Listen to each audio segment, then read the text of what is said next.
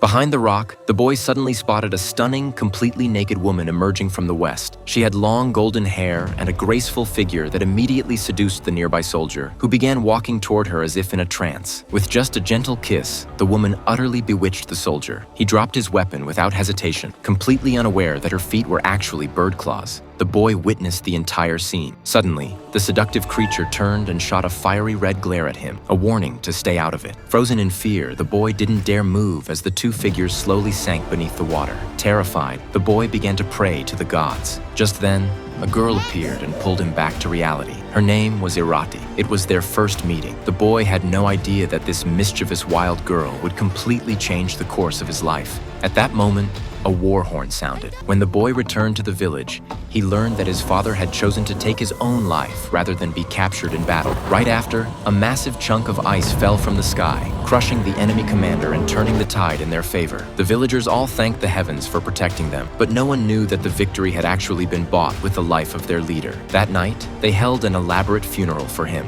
The role of chieftain was temporarily passed on to the boy's grandfather, who would lead until the boy came of age and returned from his journey to officially take over. 15 years flew by, and the boy finally returned home. On his way back, he saw a woman surrounded by a group of large, intimidating men.